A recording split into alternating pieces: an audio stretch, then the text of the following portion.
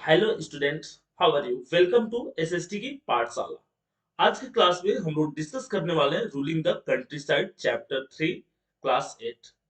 इसमें हम देखेंगे कि ब्रिटिशर जो थे कंट्री साइड यानी कि विलेज रीजन में कैसे रूल किए, उनका एडमिनिस्ट्रेटिव मेथड क्या था और उन्होंने किन किन लॉ को इंट्रोड्यूस किया जिसके थ्रू वो आसानी से विलेज साइड में रूल कर पाए। तो इसका डिटेल एक्सप्लेनेशन हम लोग इस चैप्टर में जानने वाले हैं। तो चलिए बिना किसी देरी का स्टार्ट करते हैं इस चैप्टर को।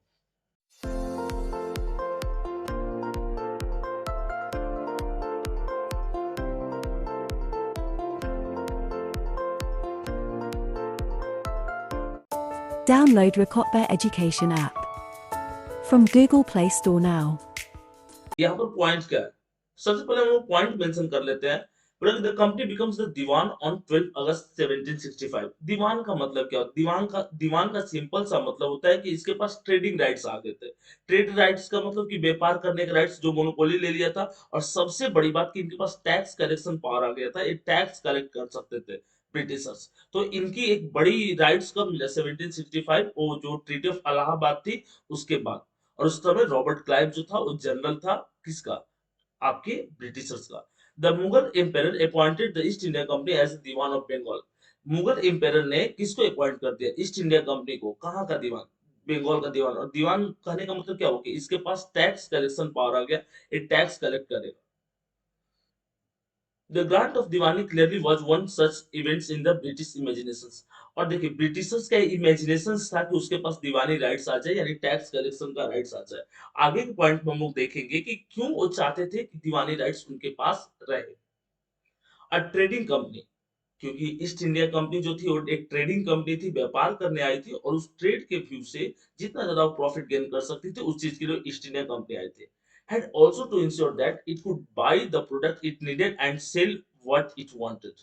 देखिए उनको चाहिए था, एक तो दीवानी राइट आ गया, उनको चाहिए था ट्रेड के पर्पस से मोनोपोली राइट। मोनोपोली राइट का मतलब होता है एकाधिकार, व्यापार से रिलेटेड। और इसके लिए वो क्या करते थे? It needed and sell what it wanted. उनको जिस चीज की जरूरत रहती थी, इंडियन जो प्रोड्यूसर्स थे उनको प्रेशराइज करते थे, वो चीज ले लेते थे। और सेकंड पॉइंट बोल रहा है कि जो चीज उनको सेल करना रहता था इंडियन मार्केट में आसानी से सेल कर देते थे। तो इसीलिए India as a colonial nation जो था, एक बड़ा कंट्री था, एक बड़ा मार्केट था। और हर कोई चाहता था जो भी यूरोपियन पावरफुल कंट्रीज थे इंडिया पे कंट्रोल करना। Ruling the countryside destabilised. अगर अर्बन रीजन की बात करते हैं तो अर्बन रीजन के कंपेयर में कंट्री साइड में रूल करना थोड़ा सा अलग इसका पैटर्न था। The company also learn that it had to move with some causes। being an aligned power it needed to pacify those who in the past had ruled the countryside and enjoyed authority and prestige। बोल रहा है कि अगर Britishers को country side यानी कि village reason में rule करना था तो उसको एक एडमिनिस्ट्रेटिव मेथड जानना पड़ेगा कि पुराने टाइम में जो इंडियन रूलर्स थे या छोटे छोटे रीजन के जो रिप्रेजेंटेटिव थे वो किस मेथड से कैसे रूल करते थे विलेज रीजन में। क्योंकि अगर आप विलेज में कोई ऐसा लॉ इंट्रोड्यूस कर दोगे जो उनके लिए सुटेबल नहीं होगा तो वहां पर वो रिवोल्ट कर देंगे। और ब्रिटिशर्स इस तरह की स्टार्टिंग स्टेज में जब वो पावर गेन कर रहे थे इस तरह की कोई रिवोल्ट चाहते नहीं थे। और इसलिए उसने क्या किया, वो पुराने जो मेथड थे एडमिनिस्ट्रेटर के, उन मेथड को उसने रीड किया ब्रिटिशर्स ने। और उसके बाद इंडिया पे रूल करना स्टार्ट किया।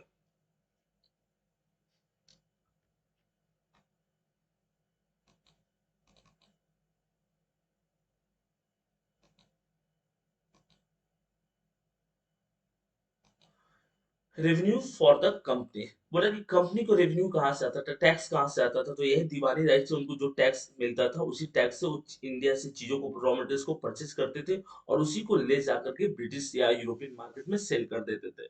The company had become the diwan. दीवान का मतलब कि इनके पास राइट आ गया रेवेन्यू कलेक्शन का। But it still saw itself primarily as a trader. It wanted a large revenue income but was unwilling to set up any regular system of assessment and collections। देखिए Britishers क्या चाहते थे? Britishers चाहते थे कि वो Indian raw materials को आसानी से परचेज करके ले जाए। कहाँ पर? इंग्लैंड। पहले क्या था, दीवानी राइट मिलने से पहले उनको अपने यहाँ की प्रीशियस चीजें लानी पड़ती थी और उसके बदले में यहाँ की जो भी चीजें थी, जो भी इंडिया जिस चीजों का प्रोडक्शन करता है उसको ले जाते थे। एग्जाम्पल के लिए इंडिगो और कॉटन ले सकते हैं। लेकिन दीवानी राइट आने के बाद इनके माइंड में एक चीज आया कि क्यों ना इंडियन से टैक्स कलेक्ट कर लिया जाए और उसी टैक्स से हम लोग इंडियंस के गुड्स को परचेज करेंगे और उससे हम अलग अलग प्रोडक्ट बनाएंगे और उसको उसको फिर हम वर्ल्ड मार्केट में हाई प्राइस पे सेल कर देंगे। बट इनका मेन पर्पस क्या था, भले दीवानी राइट मिल गया था बट इनका पर्पस था एज ए ट्रेडर, वो ट्रेड करके ज्यादा से ज्यादा बेनिफिट करने आए थे। Within 5 years, the value of goods brought by the company in Bengal doubled. बोला कि 5 साल के अंदर में जो गुड्स का वैल्यू था वो डबल हो गया। Before 1765 the company had purchase goods in India by importing gold and silver from Britain.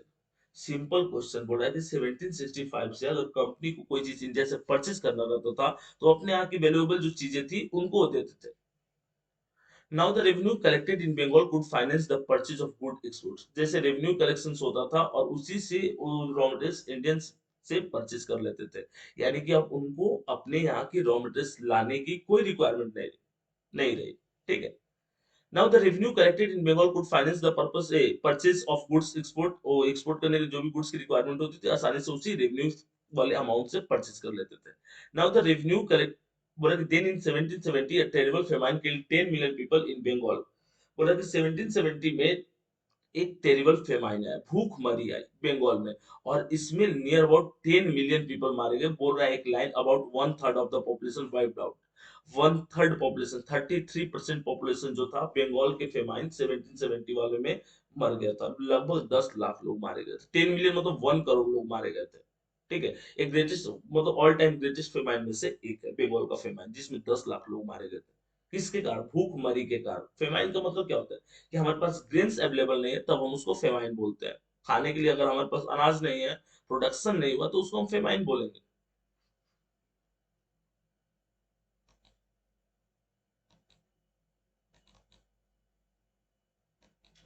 The need to improve agriculture, बोला कि नीड जरूरत थी, किस चीज की जरूरत थी? इम्प्रूव एग्रीकल्चर, एग्रीकल्चर को इम्प्रूव करने की।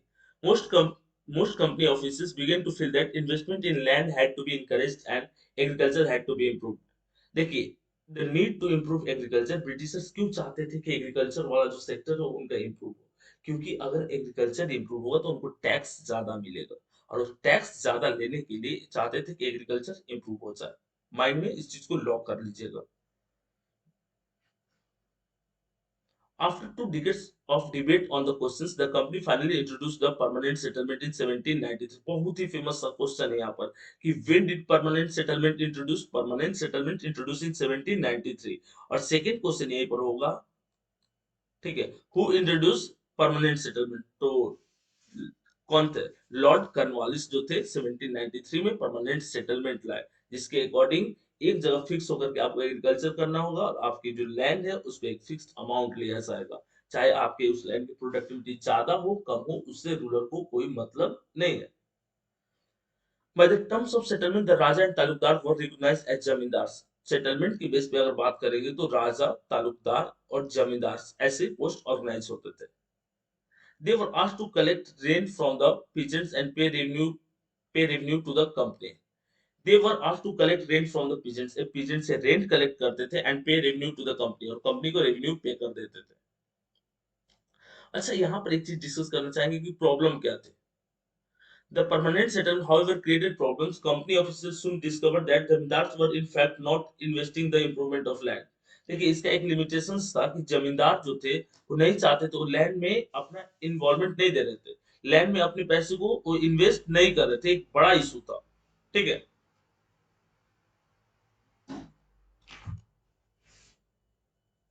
और ब्रिटिशर्स चाहते थे कि जो आपके लैंड ओनर्स है वो लैंड में इन्वेस्ट करें ताकि उनको ज्यादा से ज्यादा प्रॉफिट हो सके।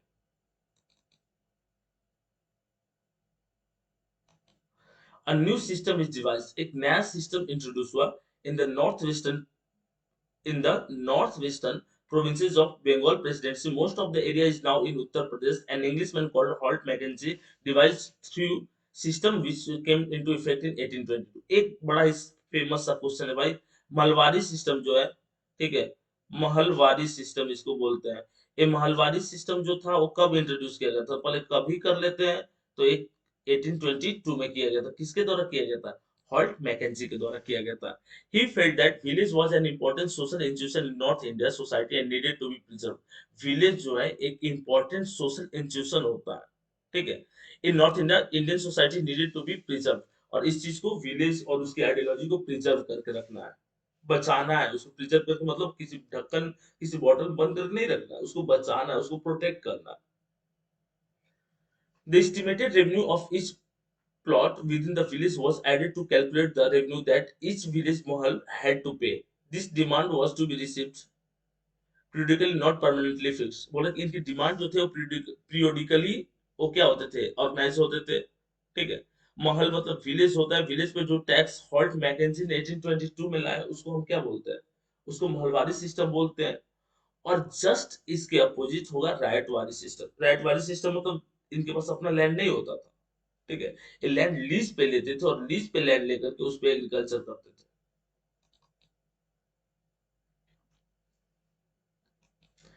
अब मुनरो सिस्टम, ये मुनरो सिस्टम क्या है? ठीक है। थॉमस मुनरो जिसने रायटवारी सिस्टम को इंट्रोड्यूस किया, जैसे कि हॉल्ट मैकेंजी ने किस सिस्टम को इंट्रोड्यूस किया, हॉल्ट मैकेंजी ने मलबारी सिस्टम। और अगर हम इनकी थॉमस मुनरो की बात करते हैं तो इन्होंने रायटवारी सिस्टम को इंट्रोड्यूस किया था। Three systems was devised came to be known as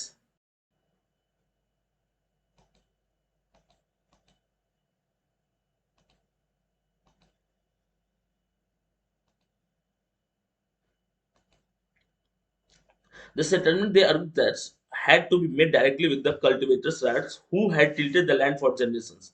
cultivators मतलब यहाँ पर राइट्स की बात करेंगे जो लैंड को लीज पे लेकर के जनरेशन बाय जनरेशन एग्रीकल्चर करते थे। Their field had to be carefully not separately surveyed before the revenue assessment was made. जब रेवेन्यू असेसमेंट इंट्रोड्यूस किया गया, इम्प्लीमेंट किया गया, उस समय इनके पास कोई मतलब जिस समय रेवेन्यू असेसमेंट इंट्रोड्यूस किया गया, इस समय इनके पास अलग अलग आइडियोलॉजी लाइज करते थे।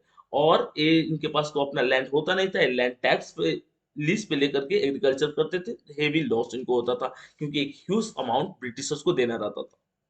Peasants were unable to pay riots fled the countryside and villages become deserted in many regions. Peasants capable नहीं थे कि वो इनके बढ़े हुए टैक्स को दे पाए। एक पॉइंट। सेकेंड पॉइंट, इसलिए उन्होंने अपना विलेज छोड़ दिया। Became deserted in many regions. बोला कि बहुत सारे ऐसे तरीके थे जिसके कारण जो लैंड है वो क्या होता था, डिजर्टेड होने लगा। मतलब वहां उसकी प्रोडक्टिविटी खत्म हो गई।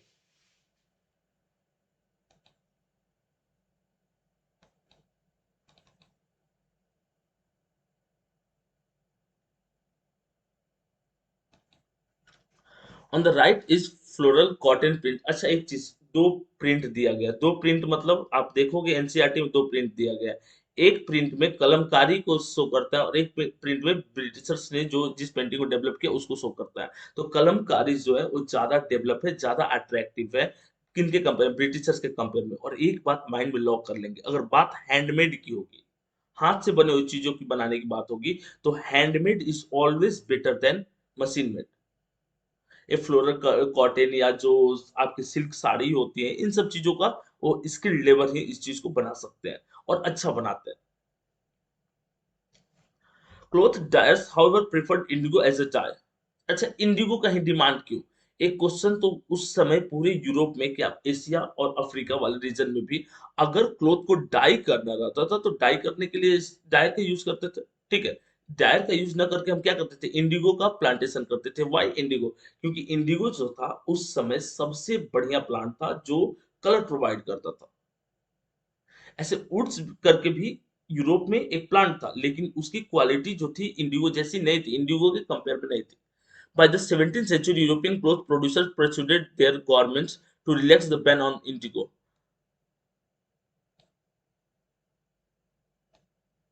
ये देखो, ये हो गया कि ये ब्लू कलर के होते थे और इसके अलावा इसको क्लोथ को डाई करने के लिए करते थे। ठीक है।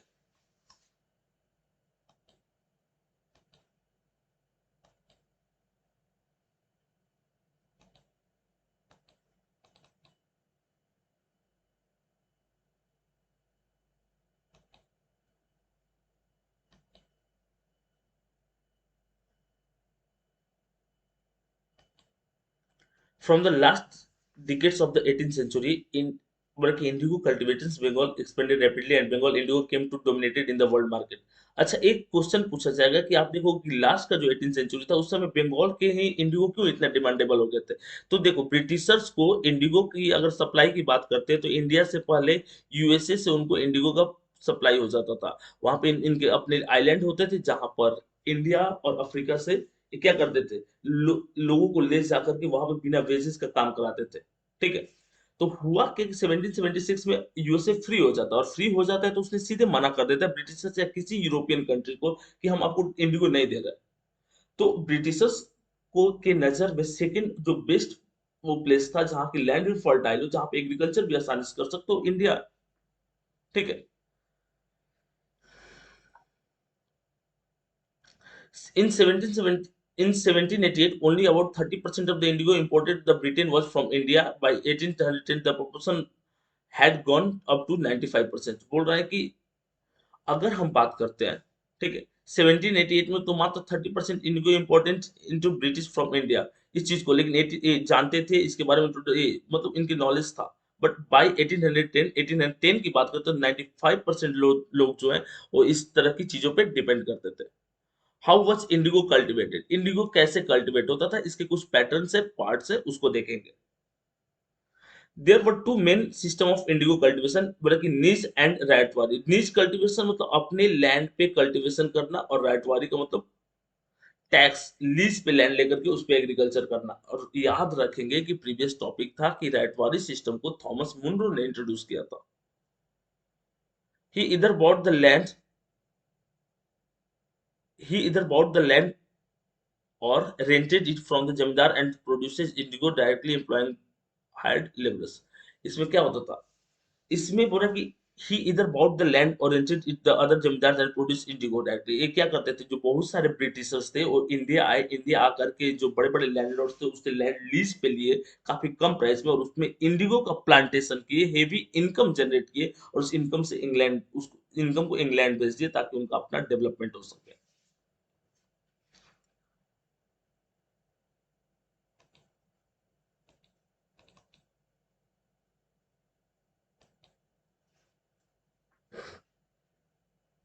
द प्रॉब्लम विथ नीच कल्टीवेशन, नीच मतलब अपना, मैच द फॉलोइंग में भी है। ठीक है, नीच मतलब क्या होगा, अपना, अपने कल्टीवेशन में उसमें क्या आपको दिक्कत आ रही है। The planters found it difficult to expand the area under nij cultivation. देखिए नीच कल्टीवेशन के टाइम में आपके लिए पॉसिबल नहीं था एरिया को एक्सपेंड करना।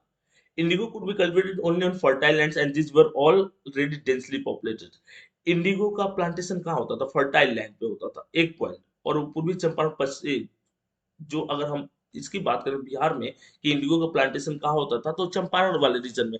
निज कल्टीवेशन की सबसे बड़ी दिक्कत क्या थी, Indigo could be cultivated only on fertile, ये तो फर्टाइल लैंड में होता था, और उस रीजन में जो पॉपुलेशन डेंसिटी था वो ज्यादा था। और अगर पॉपुलेशन डेंसिटी ज्यादा है तो आपको ज्यादा ग्रेन्स चाहिए, और उसके लिए एग्रीकल्चर करना पड़ेगा, स्टेपल फूड लगाना पड़ेगा, राइस और व्हीट जैसे फूड लगाना पड़ेगा। आप इंडिगो खा करके जिंदा नहीं रह सकते। Only small plots scattered over the landscape could be acquired. Plants needed large area in compact block of बोला कि cultivate indigo in plantation। अब यहाँ पर क्या होते थे, बहुत सारे लोग जो है स्मॉल प्लॉट में भी प्लांटिंग करते थे। Niche cultivations on large scale also required many plugs and blocks। 1 bigha of indigo cultivation required 2 plugs. अब यहाँ देखो एक चीज क्या होता है कि एक इसका एक और बड़ा मतलब प्रॉब्लम था कि जिस समय इंडिगो को लगाया जाता था उसी समय पूरे इंडिया में राइस की खेती होती थी, और क्योंकि राइस इज स्टेपल डाइट, उसको आपको डेली खाने में यूज करते हो, तो वो फर्स्ट प्रायोरिटी था। ठीक है। This mean that a planter with 1000 bigha would needed 2000 plugs. और यहाँ पर एक रेशियो दिया है कि अगर 1 बीघा में आपको एग्रीकल्चर करना होगा तो आपको कितना चाहिए।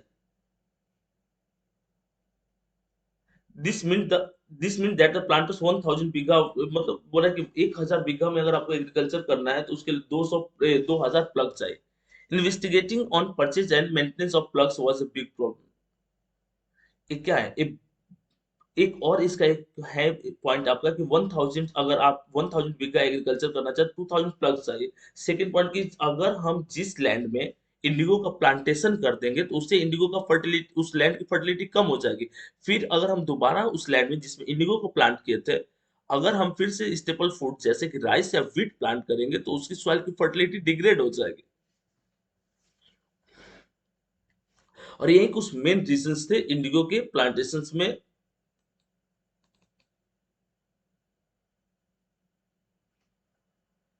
Indigo on the land of rights, Indigo किनके जगह पे, किनके लैंड पे, राइट्स के लैंड पे। Under the royalty systems the planter force the right to sign a contract and agreement. Satta at times they precise the village headman to sign the contract on behalf of the rights. अब यहाँ पर क्या है कि under the राइटरी system, right वारी system जिसको बोलते हैं, जिसमें लैंड को लीज पे लिया जाता है, उस सिस्टम में होता क्या था, the planter force the ryots to sign a contract and agreement. बोल रहा है कि प्लांटर्स क्या बोलते थे, ठीक है, एट टाइम्स। प्लांटर्स का मतलब, प्लांटर्स मतलब पहले समझ लो आप कि जो इंग्लैंड से आए हुए लोग थे, जो अपना सारा काम छोड़ करके इंडिया में आए, लैंड परचेज के, और लैंड परचेज करके उसमें वो इंडिगो का प्लांटेशन करने लगे। But the loan committed the right of cultivating Indigo on at least 25% of the area under his holding. बोल रहा है कि the loan commitment the right is cultivating Indigo on at least, cultivating Indigo का 25% reason में क्या, इस रीजन में आपके इंडिगो और उससे रिलेटेड प्लांटिंग की जाती है।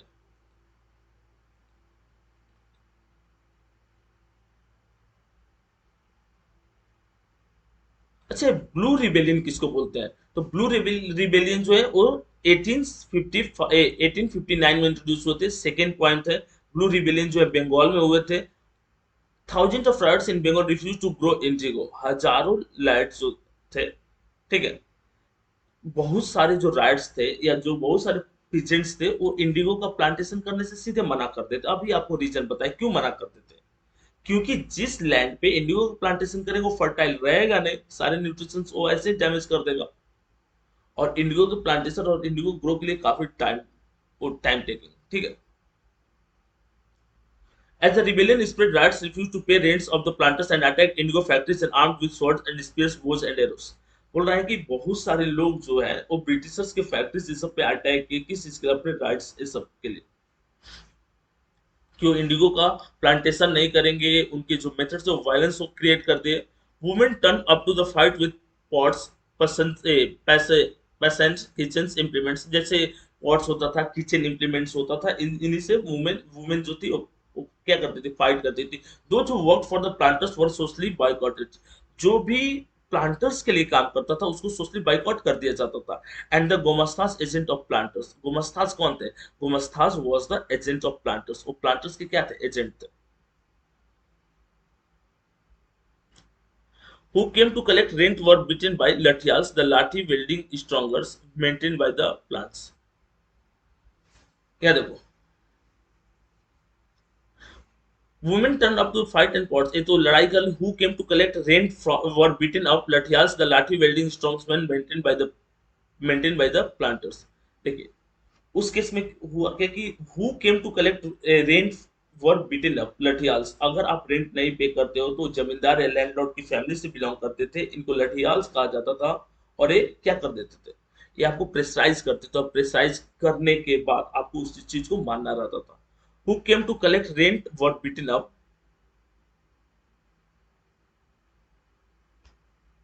ठीक है।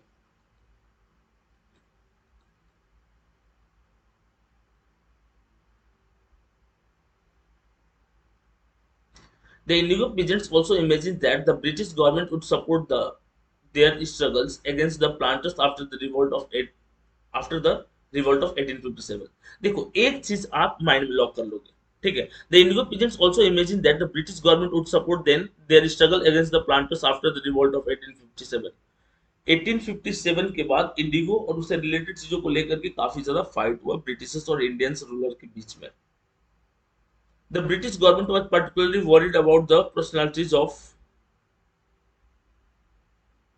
the British government was particularly worried about the possibilities of another popular rebellions। इसके अलावा बहुत सारे जो रिबेल्स थे वहां पर ऑटोक्रेटिक गवर्नमेंट ना होकर के थोड़ा सा फ्लेक्सिबल गवर्नमेंट हो, जिससे लोगों को राइट्स मिले, अधिकार मिले।